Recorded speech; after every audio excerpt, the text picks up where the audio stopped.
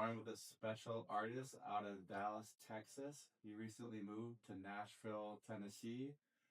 He's gonna get started by sharing a little bit of how he first got into music. Dallas Murray. Thanks for having me. First off, I've really wanted to be in the Batcave. I really wanted to. I got into music when I was, I must have been 11, 12 years old. Um, I had a laptop, well, not a laptop, I had a computer in my house. And it was when those first big iMacs came out, the big desktop things. And they had GarageBand built into them. So I started consciously being on the internet around the time that like Justin Bieber blew up and all those covers blew up and everything like that. So people were starting to kind of create music at home and share it on the internet. So I always wanted to do that, but I wasn't really sure how to because I didn't play an instrument. Like wasn't really much of a singer at the time. I sing a little bit now, but so when I found that, I decided I would do some rapping stuff and made terrible songs for first three, maybe 2 or 3 years that I did it, and it was kind of just something where I got home from school and I plugged in this little rock. I actually had a rock band microphone, like the old video game, that I would put stack on a bunch of like CDs that we had that were taped together, and then I put the mic on top of it, tape the mic on top of it as a mic stand, and I would just track these ridiculously dumb songs, and for a while it was just kind of like a hobby, and I'd share it up on the internet and nobody would see it. And then after a while my parents started to take notice on it, and it was something I really liked to do. So since then it's been, kind of like a kid starts sports. It's I've been music for my life since I was, middle school. So Yeah, and I noticed I kind of went through your catalog that you have on Spotify and saw that as far as Spotify goes, you kind of started your first song was like 2019, but then 2023 is when you really picked up, dropping a lot more. yeah, so I was doing music under a different name before then. I actually took a step back. So I was actually involved in like the kids bop stuff, and like I was kind of a child star. And I had a record deal and all these things. I was signed with the RCA. And for a kid, it was just a lot. And I had really, really great parents, and they kind of saw how grown up everything was. And so we kind of made an executive decision as a family that it was time for me to take a step back and just be a kid, figure out who I was. And as much as I stomped my feet about it, it turned out to be really important. So after a couple of years, that must have been probably 2016 ish. And after a couple of years of just living life, and because music's all I'd known since I was a kid, I'd always taken it seriously. So there was always concerts, and I was always around adults, and I never really had time for like regular peers and social environments, and so I got to spend some time doing that. And then after a while, after I figured myself out and I became an adult, I kind of gravitated back to the music just for fun. I didn't even, I saw how rough the business could get, and it wasn't something I was particularly interested in. And as I gravitated back to it, and it became noticed that I was as good as I was when I dropped it, um, we decided to take it serious again. And now that I'm adult, I've seen some of those situations, and how things can go left pretty quick. I'm able to lead my team in a certain way to stay out of those situations the best I can. So about 2019, we kind of put a little bit of baby stuff out, and then 2023, the year before we moved out to Nashville, was when we really dialed it up and decided to take it serious again. So Was that hard going from being so involved in the music scene and then like taking a step back and trying to be like, all right, all these kids in school have what would be considered more of like a normal life, and then trying to like get into it and be like just a kid again? yeah, it was really hard because I started that in high school, and so I was homeschooled for a little while because traveling and everything like that, you can't keep up schoolwork. But I always played travel basketball, and I always wanted to play high school basketball, and so we went to go play basketball, and I try to make friends and stuff like that. But it's high school, and kids are brutal in high school in general. But wait till they find out you were a kids bop kid. It's open season on you, man. So yeah, it was hard to walk away from, and constantly surrounded by adults, and then going into a high school environment where the kids aren't, as matured as adults are, and some of the stuff that you thought was cool your whole life, all of a sudden for that weird blip in life isn't cool anymore. So and I also didn't know who I was because I got told my whole life who I was supposed to be, and so I was kind of camouflaging through groups and had lots of different friend groups. I was with the athletes and I tried to be with like the potheads and I tried to be high schools are with the cliques and I never really fit in one because I didn't grow up with any of them. So, but yeah, it was a hard experience. But I think walking away from music and having that little down to earth moment because my whole life people told me I was gonna be a rock star. I never thought about this stuff. They it taught me a lot about humility and like how to work with people and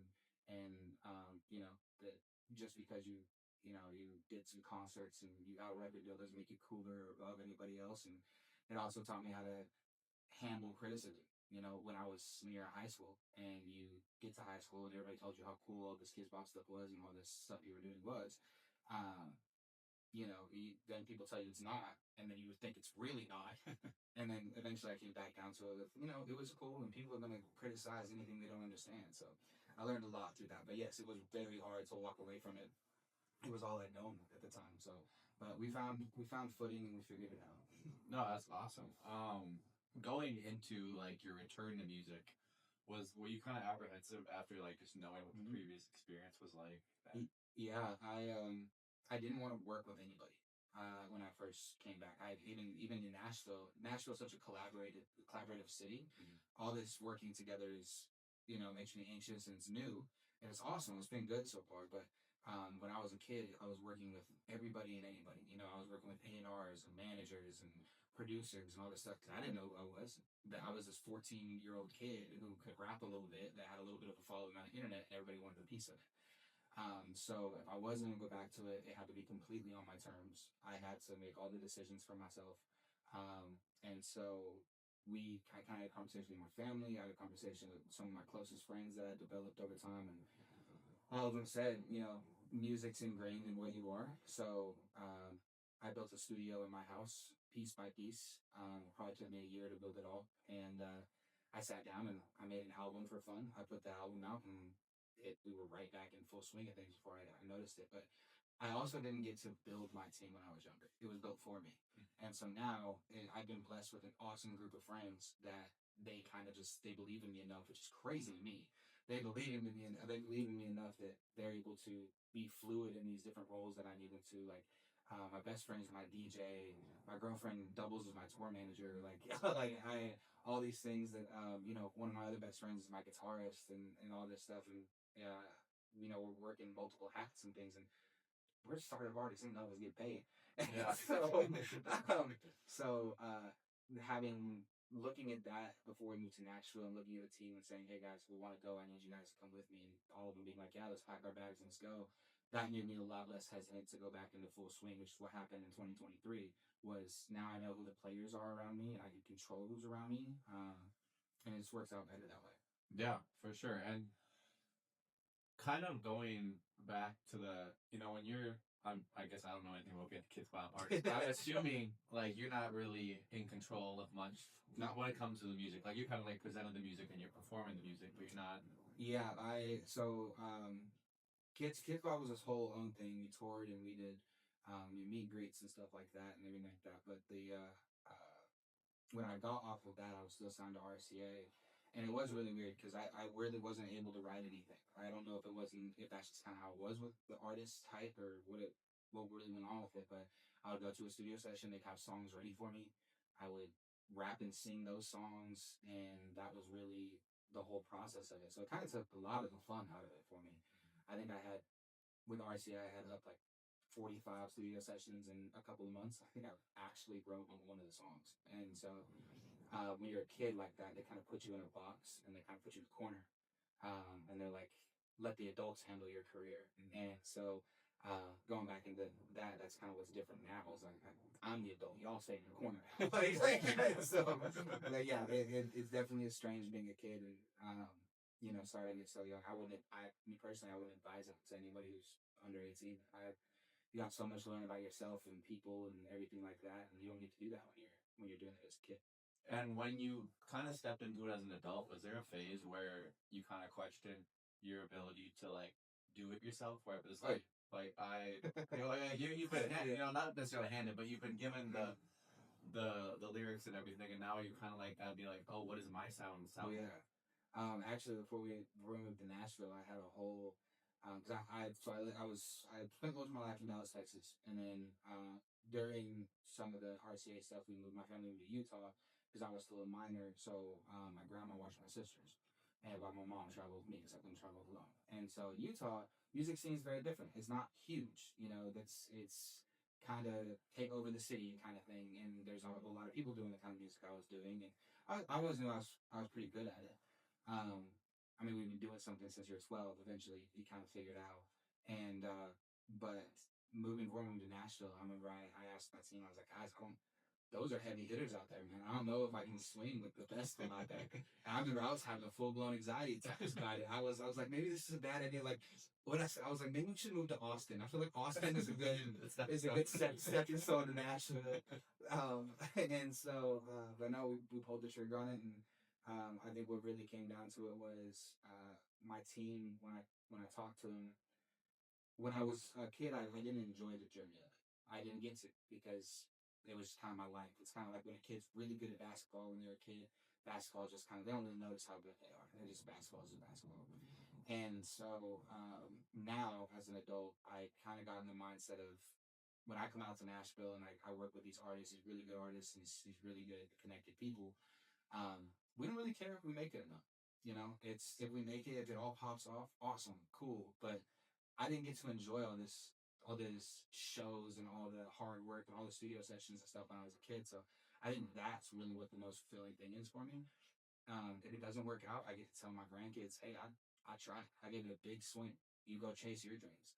But at the same time, if we don't make it, I'm not gonna look at myself and be like, "Ah, man, I wasn't good enough," because I don't. It's a very small chance you really pop off like one of the big ones. There's a very small percentage of people that do that.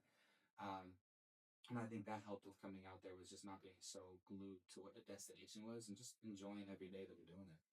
No, that's a really good point. I think just going out and doing something is like a big accomplishment, and a lot of people don't realize that even if you never reach that milestone that a lot of people view as the goal, like you're just living a more fulfilled life. Yeah.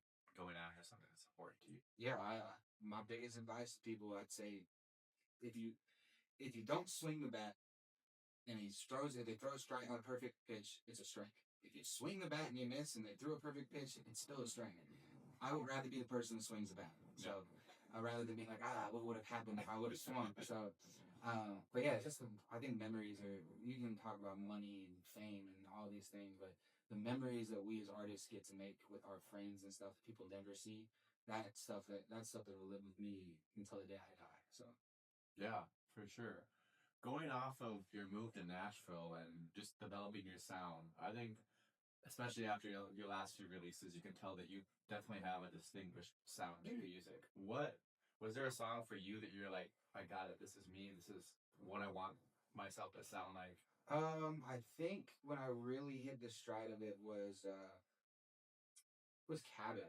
Actually, a song called Cabin we put out that um, I've been told most of my life, and it's still something that kind of leaned over, was that love songs were kind of the big hit. You gotta have a love song, you gotta have a big breakup song, something like that. And Cabin, my mom told me actually, she called me, she was like, Dallas, I'd like for you to write something that isn't about a girl. I was like, well, Mom, all the songs are about girls. And she's like, I know, write something different. And I was like, okay. So my family owns this cabin up in Sevierville, Tennessee, and it's one of my favorite places in the world. It's actually where I decided to move to Tennessee. Um, and so I decided that I would write a song about the cabin we know in the woods. And it's kind of our place to go. Me and my friends escape to it and hang out and get away from the city. And I remember the first time that I listened to that through, obviously the sounds evolved, but I kind of learned I wanted to write about where I was at in life. I didn't really want to write a song that was going to be the next hit or something like that. I was going to write whatever energy I was feeling at the time. And right now, I think my biggest energy is I love my friends and I love my people. And that's kind of what every song since then has been. So, heart's full and happy. If it breaks, you guys will know. But yeah, I think after Cabin came out, I think that's really what launched all the songs. I was able to get in the studio and just go crazy because I knew exactly what I wanted Dallas and Murrae to be.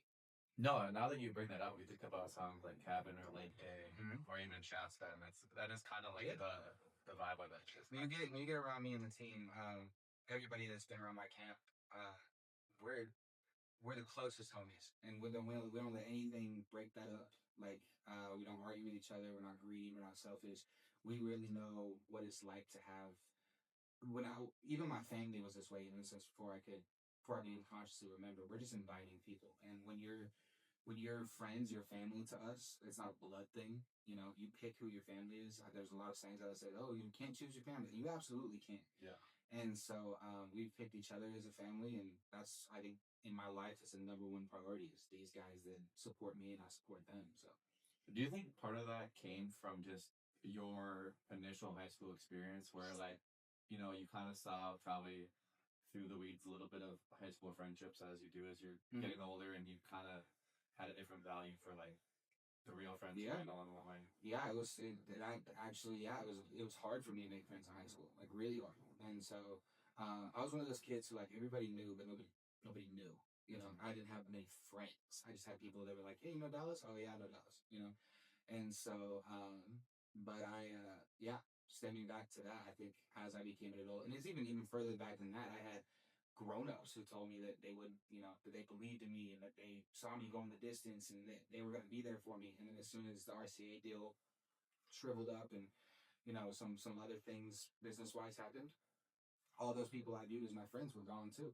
So now I have a much more appreciation to people who have the choice of staying and helping me or going to whatever the next big thing is. And the people that choose to stay around my camp, I take care of them the best that I can, and that kind of just goes into the music. Artists write what's honest, and so I'm very appreciative of all of them, and so it just travels out to the music. No, that's really awesome. What has it been like? You've just been going on a tour these last few months here and getting to kind of. I mean, I feel like I can't speak from experience, but I feel like as artists, like I feel like that's definitely like a big step for a lot of people. It's like It is. you go from like obviously making songs, putting them on distributions as a step, but then like going out and seeing people pull up and know your songs is like another big Yeah, it's been really crazy because like I said, my team is my best friends, and so we're learning a lot. I actually the first tour that we had, second tour that we had, we were in Chicago, and we went to a hotel, and I'm in charge of booking the hotels. It's my job. And so I booked the hotel, but it said accessible on it, and I didn't really know what accessible meant. I didn't know what that meant, and so I got there before the rest of my team did, and because I drive the gear car, and I walk into the hotel room and I go, "Oh, this is what they talking about." So we've learned a lot of different things. It's touring at our level isn't glamorous, and I think you're staying in 3 star hotels, and you're eating whatever's cheap, and stuff. You're driving cars. Ain't none of us in buses, and but I think when I was a kid, I got to do all this stuff, and I realized how fun it was. But now that I'm doing it with my best friends, it's been nothing but awesome. And showing up to shows, I didn't know that there'd be somebody in Owensboro, Kentucky, that knew every word to Lake Day. That's crazy to me. You can ask anybody around. I do not think I'm that cool. Like I don't think that I'm that cool. And so pulling up and seeing people, come and stop by the merch. I'm always in the merch table at every show. I'm not somebody who's gonna go hide behind backstage and I'm too exclusive. Like no, as soon as I'm done with my show, I'm over there in the merch table. I'm helping sell T-shirts and I'm meeting everybody. And I think that because I had it at one time and lost it, and now it feels like I'm on that way again. I'm very appreciative of any person who even stops by the merch table to tell me good job. So, but yeah, it's been exhausting, but a good exhausting. We're coming to the end of it now, so we're getting ready for the holidays, and we all get to take a break. But we definitely have memories that we'll look back 40 years from now and laugh our asses off. So, No, you mentioned meeting people at the merch table and stuff, and I think that's like one of the biggest things, especially artists that are like trying to build connections with fans to do because, you know, I think so many people go to concerts and but I think for like a few weeks after the concert you think about the music you saw. But I think like if you actually connect with the artist like at the concert, you're gonna think about that for so much longer than just a week or two, Absolutely, and it's a good networking and a good relationship builder. But at the same time, for me, it's one of those things that like I truly don't like varsity only. That's kind of the brand and the community we're building. That goes back to even when they asked me what I wanted my merch to be.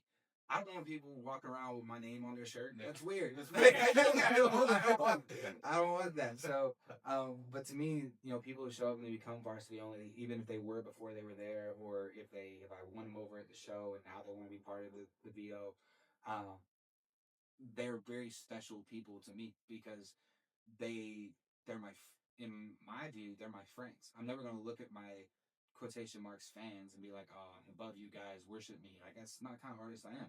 So if somebody sat there and watched me jump around on stage and sing these silly songs for 30 minutes, the least I can do is go shake their hand and have a shot with them at the merch table. So but I really want to be the kind of artist that when you come to watch me play, if you've seen me play before, it's like coming to watch a friend play.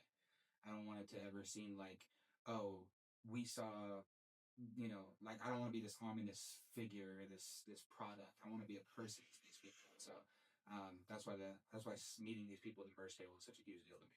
Yeah, you mentioned not putting your name on stuff and building this brand varsity only. What kind of went into like picking, I guess, like the theme of it, what you wanted it to be? When I was a kid, so my best friend, his name is Wesley. He's also my DJ. Shout out DJ West. And he, we had a massive group of acquaintances in Utah because we partied like crazy, man. So there's nothing else to do in Utah. Nothing else. And so we had this massive, all these group chats, all these things like that, and we had the varsity only group. That was me and the boys. That was like, oh, we want to do something low key, want to do something chill, like maybe it's like a small kickback or something like that. And it was the people that we were like truly friends with, not just the people we've met a couple times. And so when we were talking about what we wanted to do for the fan base and the community, it traveled back to, that's what we called our friends before. It was the varsity only team. So why not keep it going? And so we did that. And then it was originally the varsity only country club. And that was because we were driving down Brentwood and we saw that massive country club that's there. And we were like, wow, so exclusive, so polished. And we were like, we should make it was actually Megan. She goes, maybe we should make a country club. And it's just the opposite of that. And I was like, fan base. So, so that's kind of where the girl came from. The girl was supposed to be a split between high class, but like show the tattoos and the edginess and the roughness of it. Um, and that art just kind of ran with its own. So now that girl is kind of our mascot, and Varsity Only's country clubs kind of shortened to Varsity Only itself, and it's just kind of when you build a brand like that, the fans kind of dictate what it is. Yeah, yeah. So after now, they were saying Varsity Only Country Club, they're saying Varsity Only, and we're Varsity Only. So I'm like, hey, you guys win. That's what it is. So but yeah, it's basically just I wanted something to umbrella every not only me but the fan base and everything like that because I didn't want to feel like these kids are showing up because they are worshiping some idol or something. I wanted to feel like this was a home and a party they could come and be a part of. No, and I think, I'm someone who loves going to shows and seeing artists. And I think when you're looking at like merch that you're trying to build out and, something that you want fans to connect with, we actually both ended up at a show together shortly after Jeezy. But just like looking at the merch there and like I get, the like promotion of like your image out there and I get like you want people to see your face out there, but I feel like, we were just talking earlier about Stevenson Ranch and like what that's done in the community of Nashville and I think when it's like a community like something that community can like run with like Barcelona, Stevenson Ranch, whatever it is, it becomes almost more like the fans are like a part of it. Like you said, I think it didn't dictate it. And it like it's almost more like, oh, I'm not walking around with someone else's I'm like walking around with like a membership thing that I'm like a part of. Like, I'm like representing someone I like follow and listen to. So no, you're part of my staff wears the same shirts and the same hats and everything like that. So it's kind of cool to watch my team pull into town. Like Owensboro, Kentucky, actually had the craziest amount of varsity only hats. We walked down my stage, and all we saw was varsity only hats for like 200 people. So it's pretty cool. It's the jersey, man. It's the varsity only, and it's the uniform you put on, and we suit up, we go to work. So varsity only. It started off as a silly thing, and people didn't know if it was going to catch. But as the brands progressed, we've stuck with it, and it's our thing. That's awesome. What's been your favorite part of touring? You know, you mentioned getting to see people that you didn't know would know all the words to your songs and stuff like that. But what's been your favorite moment, I guess, from it all? I didn't know if I was going to touch a stage ever again, and that's my favorite. I think most artists will tell, well, most will tell you that that's the best part. Being able to perform something you create, the energy up there is unmatched. You could play for I played for 10 people and I played for 5,000 people, and the energy is the same regardless of what it is. It's something that not a lot of people get to experience. And so I didn't know if I was ever going to play a show again when I hung it up and, well, play a show that wasn't like a family friendly festival or something like that. And I definitely didn't think I was going to tour again anytime soon. And so I think the first time I walked on stage in Atlanta, and I was so scared because I didn't know if these people would like me. I think I was very worried, because we were in Atlanta. Yeah.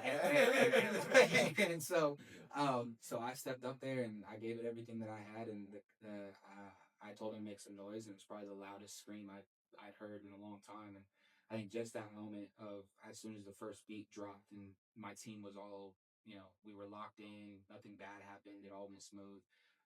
Just knowing that I was able to pick it up again, like riding a bike, was really important to me. So I think maybe, yeah, the first song, first show of the tour, that's probably the most important thing that's happened so far for me.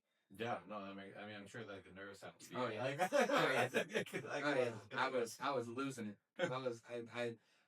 My team laughs at me because when I get nervous, I get paranoid, and so I'm like, oh, is this plugged in? Is that plugged in? And they were like, tell us, relax, fine. it's fine. They got it. I'm like, okay. So, but yeah, Atlanta was special for me. Atlanta is actually my second top city now, behind Tennessee, and which is wild that Tennessee is my top city. That's crazy. I've only lived here for a year and a half. Yeah. But yeah, Atlanta was a lot of fun, and that's gonna be a special show for me for a long time. That's awesome. Yeah, and it's cool that it's it's not too far from here. It's a little bit of a hike. I drove out there the other night for routes, and it was kind of a long drive the way back. But The traffic is nuts. Yeah.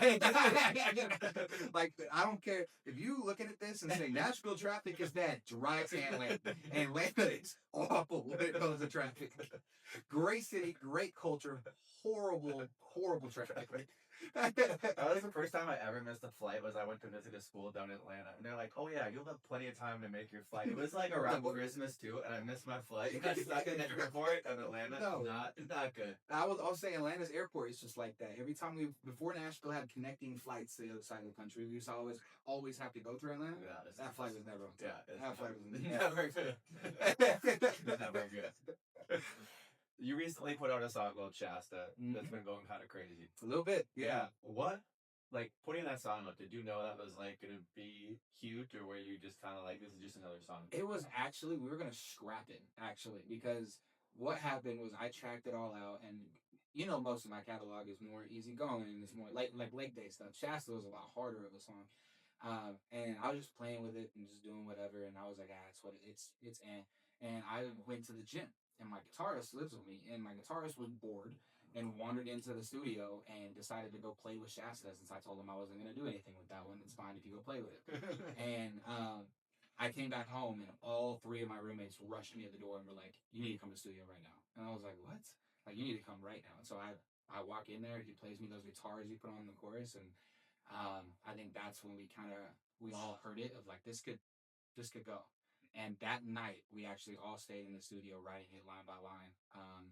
And then Mark, who's the feature on the song, Mark heard it. He actually heard Drunk, and he really liked Drunk. And I sent him what we were working on with Shasta, and he was like, put me on it. And I was like, absolutely, sure.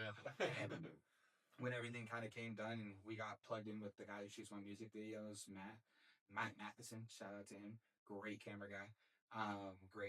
Great cinematographer. I'm not sure really what you would want me to call you, Matt, but something like that.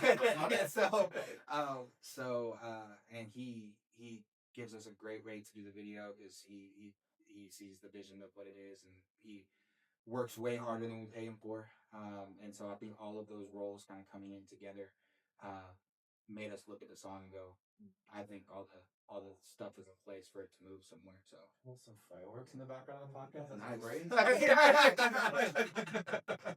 That's what we felt when Shasta was done. No, it was crazy because I can't remember exactly what my first song was that I heard. But I remember I heard one on my Discover Weekly, and then I probably listened to like 2 or 3 more before Shasta came out. And Shasta, for whatever reason, didn't end up on my release radar. And then it was randomly, yeah, exactly. Something called like, I don't know if you listen to Ollie Joseph, but I probably I have, just like, started actually, yeah. probably have like 34 songs by that guy. His drops never end up on my release radar. It makes no sense. But Spotify. I was I was at the gym and the song came on and it was like, the first minute of it, I pulled it out of my pocket. I was like, "What the fuck is this?" And I was like, "Oh my gosh!" Like I know like 2 songs by this guy. This song's awesome. Thanks, man. Yeah, it was the response to it was even now. I mean, I've never had 100,000 stream song ever in my career, and this one's teetering on right on the edge of it. And it's crazy because a year ago when hit 10,000 streams, we were ecstatic. So now we got one that's 100% on top of that. Yeah. It just proves that we're doing something right. So. No, I don't think a lot of people don't realize how many streams 100,000 is. Because like when you see people post the streams on social media, a lot of times it's like around that mark. But sometimes those are people that have been making music for 10, 15 years, and they just are at the point now where they can hit 100K. And so I think when people are like below that, they're like, "Oh, I'm just at 10," or "I'm just," but like to think that like 10,000 people like listen to your song, like even in a year, because like we don't interact with 10,000 people in a year. Like you maybe interact with like 50 person, like just saying hi to them like throughout the year. It's crazy to think like 100,000 people Sad you listen to the song. Yeah, it's one of the crazy things too, because I'm not somebody. My team doesn't. When we're on a limited budget anyway, but my team doesn't pay for playlist and things like that. We don't inflate the streams. We don't do any of the big, we can get you this many views campaign, this kind of stuff. Our stuff is just social media, and we run a couple social media ads, and if you go click and listen to the song, awesome. So, I see a lot of artists that have 2-3 million streams. They got 2,000 followers on Instagram. So I think it's important to make sure that as you're building your catalog out, it's organic and it's lack of a better word, real. And so the fact that we do it that way and there's still 100,000 streams was like a big deal to us. So that means that people are coming over from social media or shows and they're actually streaming. It's not just somebody passively streaming it on our playlist. So it means a lot to us. We're very excited about it. Yeah, I think you kind of mentioned the social media piece with the music. I think that's like I get the side of it where artists are like, "Oh, I want to have like the music's what's important to me, so I want to have like it's more important to have more listeners." But then also at the other side of it, like if you want someone to like recognize you outside like for your music, like they kind of have to know who you are, and they're also gonna be more likely to check out your next song if they connect with you as a person through social media, even if it's not necessarily like on a personal level. If they can like recognize you and like know what you look like, and they see a video, they're gonna be like, "Oh, I'm gonna like go check this out." I had somebody tell me before, because in April was the first time that I was very against social media. I was like, I'm a singer, I'm not a content creator. Well, and then I watched a Russ video actually where he goes, "Well, if that's your problem, you don't want it bad enough." And I was like, "Damn, Russ. All right, cool. So I guess I'm a content creator now." And so we started that up in April. But I had somebody tell me that was like, "Hey, there is 2 sides to this. There's a brand to product ratio. Like you could brand to product ratio. But brand to product ratio. You can have great music, but if nobody likes your brand, they can listen to songs, but they won't come to see you. They don't like you. If your brand is so awesome, but your product, your music is not good enough, people will really like you, but no one will listen to the music. And so it's a really masterful thing as an artist in today's business, being able to manage both. Being able to have a brand Mike does it beautifully. Yeah. Being able to have a brand that is, sustainable and people like it, people get to know you without giving up too much personal stuff about yourself because you're still a person. And then having the music up to part two. It really is a 2-part job. And a lot of artists like myself and a lot of the artists in Nashville, we're holding both those hats. And some of us lean the other way than the other one. So it's been a lesson to be able to lesson for us to learn how to juggle both those things. And we're learning as we go. No, yeah, and I think Russ is a great example because I still remember like hearing "Ain't Nobody Taking My Baby" for the first time. And there's definitely been songs along the way that I've really liked from Russ, but I didn't become like a huge fan, like someone who would pay to go see him until I really got into his like interviews that he was doing. And he's like shared so many not even like he's got great mindset on like the industry and stuff like that, but just him talking about like his personal life and some of the struggles he's worked through and stuff made him so much more of a human, like beyond the music, and it makes you want to like the music even before you hear it, which I think like in a world where there is so much music out there that's like an important deciding factor. Yeah, or like when you go to your release radar on Friday, Saturday, whatever day you go check out, like that plays a role in who you listen to first, and like how it all plays out. If you and I think it also plays a role in if you like the song. If you go into the song thinking you're not gonna like it, there's a higher chance you're not gonna like it. That's gonna take a lot to flip you over if you already are like, I don't like this artist, I don't want to hear him. Versus if you're like, I've had songs like this with Mike where like I've loved Mike for 10 years, and I'm like listen to it. I'm like, do I like this song or do I just like this song? Yeah, That's fine. Like, if someone else put this song up, would I be listening to this? I don't know. I don't know. Maybe I would be, but it might be the Mike thing. Yeah, and that's what you get. They call it a quote unquote cult following, and now with TikTok and stuff like that, now everything's so passive that it's really hard to catch those people's ears. And the only way to do that is with everything so perfectly crafted and curated and short form content. You only get 5 seconds of people's personality. If you can get your personality out there to people who are listening to you, and just being yourself, don't try to gaslight it or whatever. Don't try to gaslight it. If you're just trying to be yourself, you'll find the people for your music even more. Because like I said, there's songs I listen to just because it's Mike. There's songs I listen to just because it's Russ. Like it makes you buy into more of what it is. And those people, I'm very thankful for when they come to me and they're like, hey, I love your personality. Like you inspired me off this story, or I heard this, because for me that's my life. And sometimes as an artist you can feel like you're crazy, or like people only like the music side, and that's what I thought for a long time. And now I've had fans and stuff coming up to me, like, I've learned how important it is to share your stories and your struggles and what you think about things with these people, because they look up to you. And in a way, when they come to share things with me, I look up to them. So it's been a really cool process of learning how all this stuff works. Yeah. Was there any fear with that initially, I guess, when you're going to share yourself on, it's one thing to share who you are with friends or family or significant others, but when it's like someone that I think it's almost scarier from the artist's perspective because as a listener, if you're going to share something with an artist, you're like, this person knows nothing about. But like from your perspective as an artist, they've listened to your music and they like have so much more to point at you versus like on the other end of it. Like it's kind of one sided in that way, where like they have so much more to pull from. Is that art as an artist? Um, yeah, I mean, I think it goes into the community that we were building, like the varsity only stuff. I've had off and on fans my whole life, and I think it comes down to the kind of fans that you have. I'm an adult now. When you were a kid, you had other kid fans mostly, and so it was kind of weird and vulnerable. And I had issues that they didn't really have, and I had stuff that I won't talk about that they wouldn't fully understand because I was grown up at 16 basically. And so now I'm having these conversations with people who had maybe not my exact childhood, but situations like my childhood, or they have friend groups that are like my friend groups that took forever to find and stuff like that. So it really does feel like every time I meet somebody nowadays that I'm meeting a new friend. I approach like I'm meeting a new friend, and so I talk to them like a friend. I don't talk to them like a fan, and I think that makes it a lot easier to open up for things. Because I think now I have a better radar of telling when somebody is like actually having an authentic conversation with you, or somebody who's just full of shit. So, but yeah, it was hard in the beginning. It's hard to figure out, but I think as an artist, one day you look yourself in the mirror and you go, "Hey, I'm either going to do it or I'm not," and this is part of it. So either get comfortable with it or stop doing it. And so we learned to get comfortable with it, and now I really do feel like these are all my friends. That's awesome. No, that's really cool. Thanks. Kind of going into the work, well, we are in the back half of this year now. You've started touring, you've got a song pretty crazy for yourself.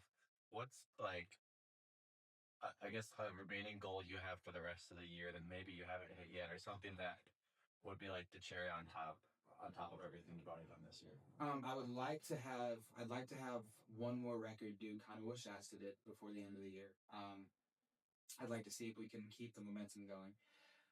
But really, our big goal is going into next year. Like, obviously, I live in Nashville now and stuff like that, and we got a Batcave exclusive. But I think the big thing is you see all these internet numbers and see everything like that. But I think going into the end of the year and into the first quarter of next year, our big thing is we're going to try to do a show in Nashville, and we're going to right here where I live, the home game, is what we're calling it. It's the varsity only home game. So don't know where it's going to be yet. Don't know what's going on. Details very hush hush, but we're going to see if all this worked and if we can put some people in a venue, then that would be really, really important to me because that's really the first big step as an artist is first you put out music, you get a little bit of head steam, and if you can sell some tickets and people care to come see you, you're on your way. So I think that's the big goal we're going into. Not really for the end of the year, but going into 2027. Six. Going into 2026. I think the big thing is I think we've got the music and we're learning the media stuff, but now we want to see if it's working. So yeah, no, I think that's spot on. I think that is like, and I think you put in the legwork, so I think this should be exciting. It's a lot more heads. Yeah. Well, you also brought something by that I think we have to talk about for a little bit if you wanna. Absolutely. This is the espresso whiskey from Tennessee Shine Co. I brought a gift to the Batcave. I didn't come empty-handed. My mama raised me better than that. I actually am. I'm gonna say this back here. I'm actually sponsored by a small liquor company, a family-owned liquor company out of Sevierville, Tennessee. They were actually probably the first people to believe in me when I got out here. We had some family connections and some ties, and they took a meeting with me, and I told them that I really wanted to grow the brands together, but music's expensive. It's a lot, and it's sometimes not even about what you know; it's who you know, and being able to get your name out there. So they believed in me. So since last year, since the music started coming out in 2024 is really when we kicked off on it. But Tennessee Shine Co. is having my back, and so I've had theirs, and it's the only liquor you'll catch me drinking unless I have to drink something else. But they've got an assortment of flavors. They just got a store out in Nashville, in the Aubrey Mills Mall. So if you're in Nashville, go check it out. Tell them Dallas sent you. They might give you a discount. They probably won't, but it's worth a shot. But yeah, it's more than just that I needed some help financially or whatever. Tennessee Shine Co. I don't know if you ever went up to Gatlinburg, but Gatlinburg has all these moonshine companies and all these distilleries, and they let you go in and do these tastings. It's a big show and everything like that. I absolutely love the culture of it. And when I met these guys, they believed in a lot of the same things I did. So like a lot of the moonshine companies, one of the big ones, I'm not going to name it on the podcast, but we all know who it is. One of the big ones, they, as most corporate companies do, they get to a certain point where they say, hey, how much can we make on the product without with the least amount of quality ingredients and spending the most money on it. So they started basically just doing cut Everclear and putting some food coloring in it and calling it a day. But Tennessee Shine Co., they stayed true to themselves. They still make their own mash. They show me the distillery, everything like that. Like the owner still tries every flavor, and if he can't guess what the flavor is, it doesn't go out. Like they keep it as authentic as possible. And so that was a big thing. Like I said, I'm an adult now. I get to pick who plays ball, and I get to pick my team. And so when they're very deeply rooted in family, very deeply rooted in the community, and they keep all their stuff on authentic, and that really spoke to me, and I wanted to partner with them. So they've been really awesome helping me out. I've been awesome helping them out, and the best that I can, anyways. But yeah, so if you see me, you'll definitely see a bunch of bottles of moonshine. If you come to a show, whole bunch of bottles of moonshine. If it's 21 plus show, they let us pour it in your mouths and it's really fun.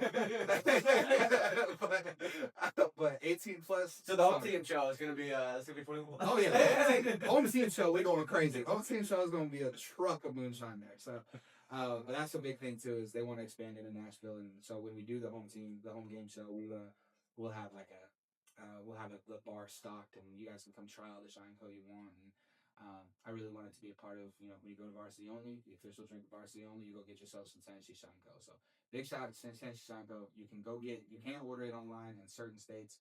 It's TennesseeShineCo.com.